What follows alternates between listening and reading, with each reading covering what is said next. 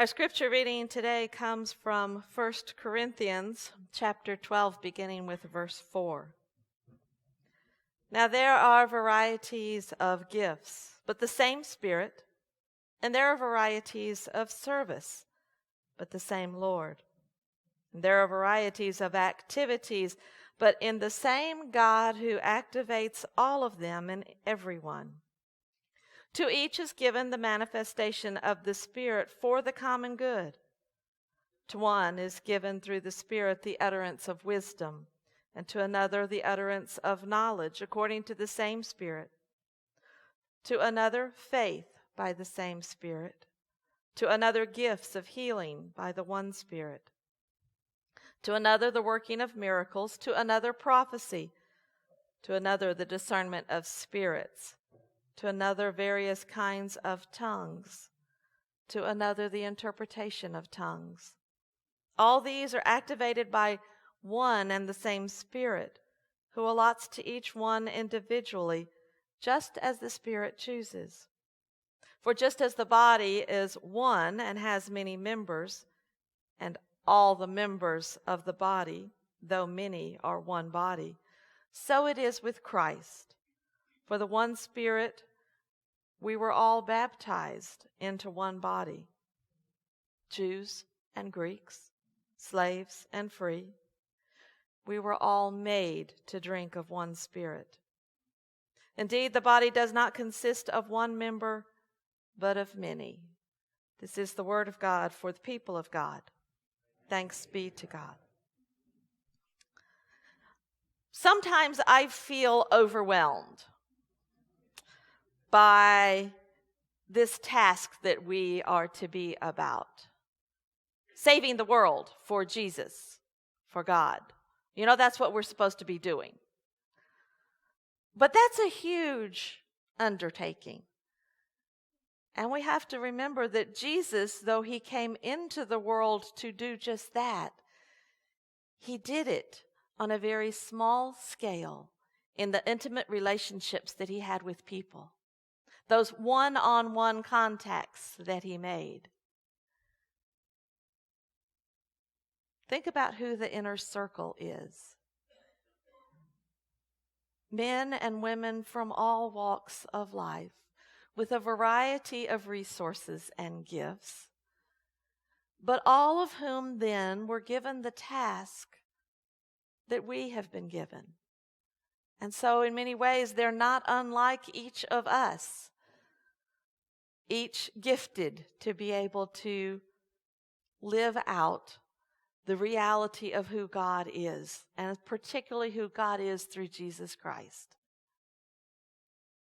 One by one, to be able to have that relationship with someone, to live out. Many of us are not going to be Billy Graham, who can preach and teach and live the expression and save souls in that way. But all of us can be in relationship with some significant people in our lives and to help them see who God is because of who God is in your life. Today we talk about the first fruits of service and witness, which for people in the church is very much linked together. We do service. We work at Crab Orchard Care Center. We fill shoe boxes. We go and volunteer. All so that we reflect who God is in our lives as a witness to that. It's who this church is in many ways. Because we have more time than a lot of folks to be able to go out and to do those kinds of activities.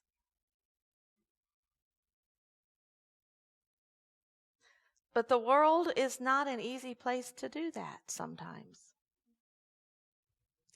Friday morning, I left early to head toward Nashville for an all-day meeting, and the sun wasn't even up, which is never a good thing for me. I'm not an early morning person. But there was enough light so that when I passed Lake St. George, I could see the surface of the lake and that wonderful little ripple of motion caused by a breeze, or because that lake has a lot of wildlife living in it and around it, it disturbs the surface.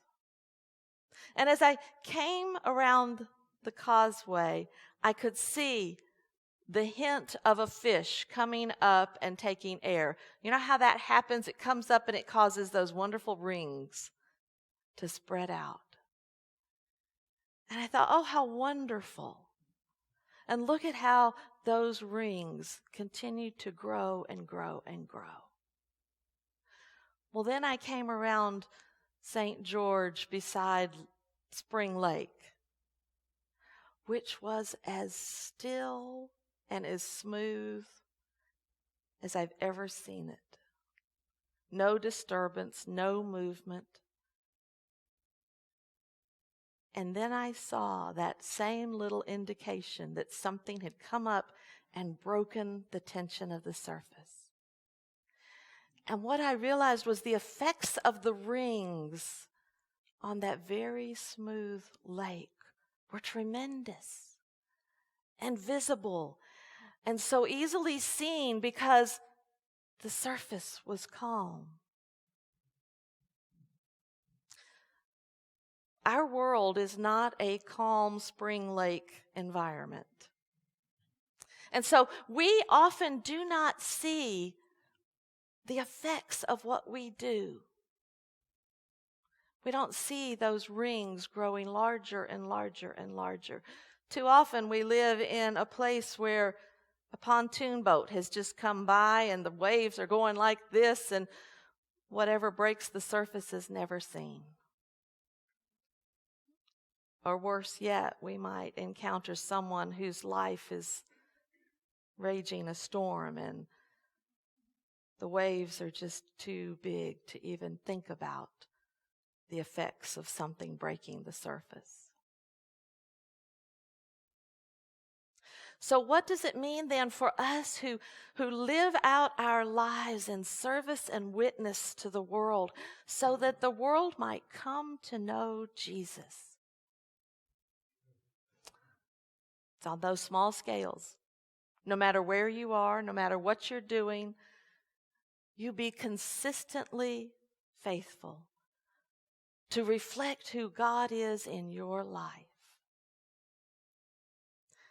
Now, I'm going to tell you, sometimes that is hard. When somebody does not understand that when the red lights are out, everybody takes turns coming off of the interstate. I almost ended up in a wreck last night because somebody forgot it was their turn to stop. And I wasn't really very Christian, I will tell you. But I didn't yell anything. I just felt angry. And I never like how I feel when I feel angry. So there are times that we cannot be that perfect. But let's strive for that. So that when you're in the grocery store and there is a child screaming in the cart behind you, and there is a person in front of you who is having all kinds of trouble with checking out, don't be that anxious person that makes everything worse.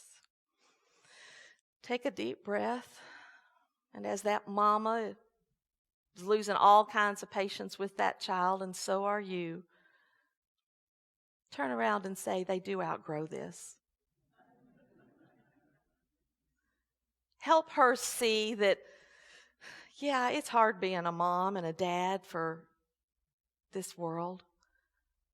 But the person in front of me is not going to yell, why can't you take care of that child? But somehow understands. When the checker is haggard because he or she doesn't understand how to make things work on that cash register, and you get up there, say, take a breath, it's okay. You would not believe what that does.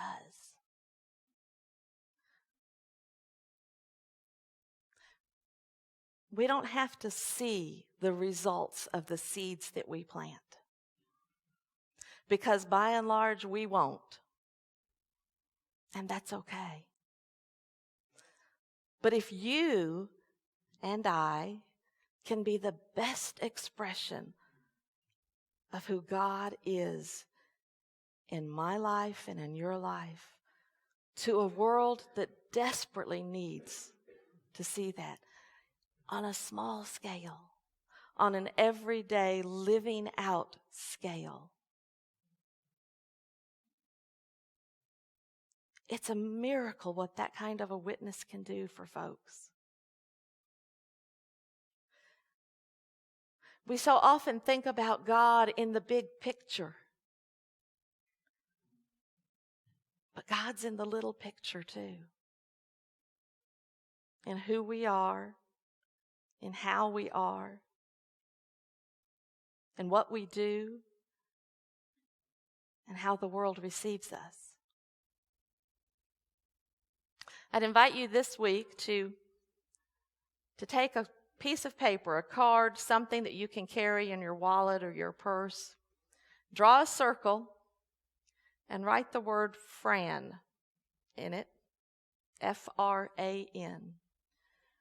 Stands for friends, relatives, associates, and neighbors.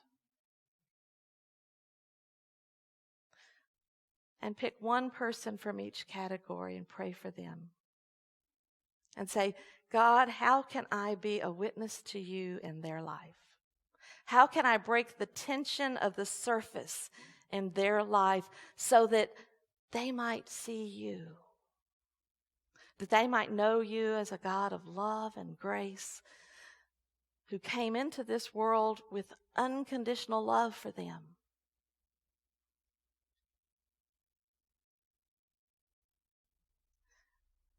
Because so often folks hear the words of judgment and denial from Christians, from disciples. Be aware of the small places where you can be in service and witness to who God is in your life. And maybe one of the things is that you need to pray about, God, just who are you in my life? Are you somebody that I only think about one day I'm going to see when I get to heaven? Or are you really alive in everything that I do? And if I can't feel you, help me feel you in my life. This church is an amazing church. I don't know if you know how blessed we are to be in this church, because this church recognizes it's not about being a country club. It's not. Yes, we have a lot of social activities, but that's to help build the community of who we are.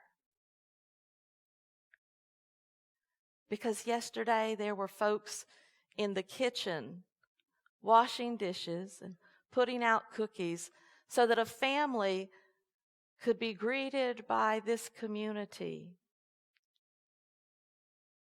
as they said goodbye to their mom. We don't take that for granted. Moses and I know how important that kind of activity is. We have folks who are willing to let toys take over their dining room table so that we might be able to service 600 children throughout the world through shoeboxes. We have men who gather at the awful hour of 7:30 on Monday mornings, not just so they can get a really good meal and have some fellowship, but so that they might hear where are the needs in our community that we can go and help serve. We have folks who step out in faith to lead a Bible study. Whoever wants to come on Thursday morning, we're going to talk about the book of Acts. What a gift. You are a tremendous church because you live out that. The world needs to see that.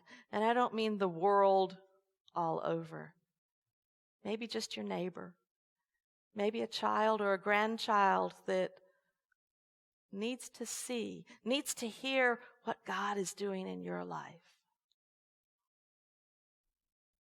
Know that you have received the unconditional love of God, and it's up to each of us to share that with this world. And so today, and if you're a guest with us today, I'm sorry, but it's Consecration Sunday, and time when we can talk about what are our plans for 2020. 2020, oh my goodness, when did it get that late in my life? If you have already sent your card and your ministry interest survey, we appreciate that.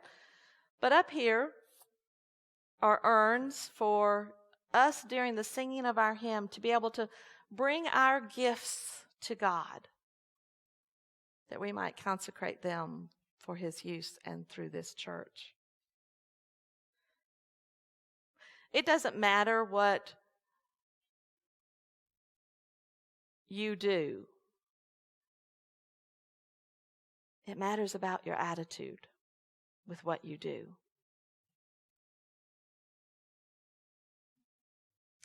But it's helpful for us then to be able to plan the coming year, to know what kind of financial resources we have. What kind of volunteer resources do we have? How can we be about the mission of the church, this church, to become and make disciples for Jesus Christ for the transformation of the world?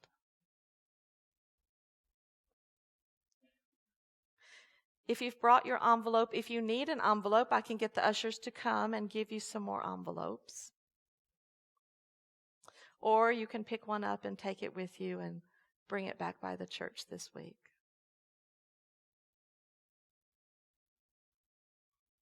I never used to like this Sunday. I'm just telling you that. Because it's hard. And yet, if you approach it with, God, you have blessed me. I'm going to step out in faith and I'm going to listen to what you would have me to do this time. I'm going to tell you, I just have the bank send the check to the church. Never goes through my hands. I don't have to think about it. It's automatic. It's just easier that way. There's a whole multitude of ways in which you can help the church. If you get to the point where you have one of those retirement funds that you have to take X number of dollars out and then you get charged taxes on it, just give it to the church. Just give it straight to the church and then you don't have to worry about it. Government doesn't have to do anything with it. I do believe in paying taxes. That's not what I'm talking about. But if you don't need those resources, look at what you can do with those resources. You can change the lives of 600 children in the world just by shoe boxes. We put roofs on porches. Makes us all nervous when the men get on roofs, I can tell you that. But that's what we're about, God's work. So I invite you as we sing the hymn to bring your plans for the coming year. And if things change throughout the year, you can say, I can't do this anymore. And that's okay. We will never send you a bill. I promise. Because I know what that feels like. Daddy died in February and I got a bill in March from his church in Oklahoma. We will never do that. So I invite you to stand that we might sing, Here I Am, Lord. And as you sing, bring your gifts, your plans. If you're not able to come, give it to a neighbor to bring it. Thank you.